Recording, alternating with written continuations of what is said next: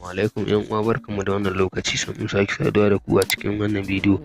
Cikin wannan bidiyo za mu nuna ne yadda mutum zai kunna professional mode a profile ɗinsa, yadda ko da zai duba ya ga ya cancanta ya fara neman kuɗi a Facebook ko kuwa. Da farko kowa dai ya san yadda ake mu'amala da Facebook, to da ka shigo za ka zo ka danna kan profile ɗinka nan kenan. Bayan ya buɗe sai ka zo ka danna nan wannan ɗigo-ɗigon guda uku nan gun.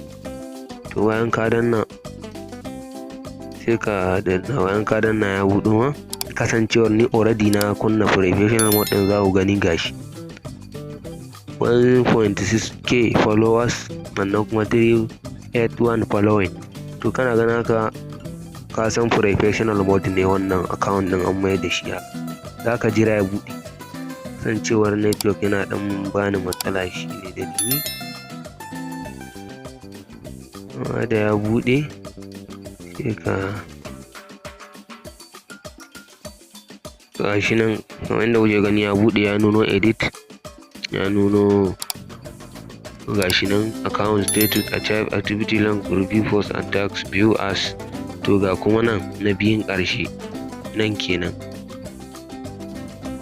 gashi nan turn off professional mode, ma'ana ni na riga kun ga na kunna shi kenan. Turn off kashewa kenan.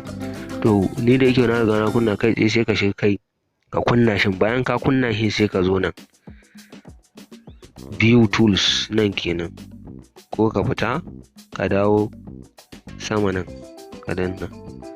Bayan ya buɗo ga nan na farko view professional mode nan, sai ka buɗe dashboard. To nan ka gani gashi nan za ka ga komai da komai a nan. To nan tools, inda aka sa tools ɗin nan za ka a nan gun idan ka ga an sa ma your tools ko tools to try a nan gurin, to za ka yi sai ka shiga ka danna daga nan.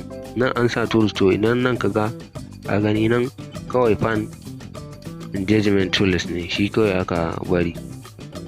In ga wannan account ɗin bai cancanta ko ce ba shi damar ya ne a samu kuɗi da shi ba.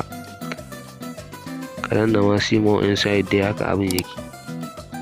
To a taƙaice dai idan sun baka dama za ka ga an sa tools to try, to a nan za ka duba tools to try a nan gun za ka gani.